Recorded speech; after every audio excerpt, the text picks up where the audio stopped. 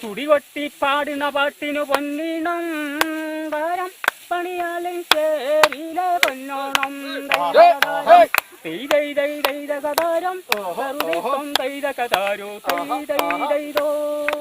വയനാടിന്റെ നെല്ലച്ചൻ നെൽവേൽ രാമനിൽ നിന്ന് പരമ്പരാഗത നെല്ലിനങ്ങളായ ഗന്ധകശാല, മരത്തൊണ്ടി തുടങ്ങിയവയാണ് പനമരത്തെ 8 ഏക്കർ പാടത്ത് ആദിവാസി കൂട്ടായ്മ ഞാറുനാട്ടിയത്. ജൈവവളങ്ങൾ ഉപയോഗിച്ചായിരുന്നു കൃഷി. കുളങ്ങളിലും ചാലുകളിലും വെള്ളം തടഞ്ഞു നിർത്തി ജലസേചനവും നടത്തി. ലാഭമല്ല, മറിച്ച് നെൽകൃഷി ഭൂമിയുടെ ജലസംഭരണികളാണെന്ന പ്രകൃതി പാഠം ഇവർ നമ്മെ പഠിപ്പിക്കുന്നു.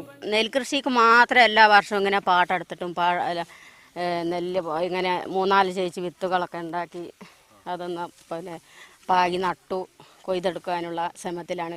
വയനാട്ടിലെ ആദിവാസികൾ കാലാകാലങ്ങളിലായി കർഷക തൊഴിലാളികൾ മാത്രമായിരുന്നു. അവിടെ നിന്ന് അവരെ കർഷകരാക്കി മാറ്റുന്നതിനുള്ള ശ്രമങ്ങൾ നടത്തിയത് മാർത്തോമാ സഭയുടെ കീഴിലുള്ള കാടെന്ന സംഘടനയാണ്. നേരത്തെ വാഴയും ഇഞ്ചിയും കൃഷി ചെയ്തിരുന്ന പാടങ്ങൾ പാട്ടത്തിനെടുത്ത് അങ്ങനെ നെൽകൃഷി തുടങ്ങി.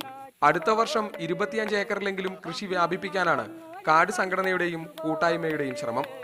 വയനാട്ടിൽ നിന്നും ക്യാമറ പേഴ്സൺ അനിലം ബഷീറിനൊപ്പം ലിജോ വർഗീസ്, മീഡിയ 1.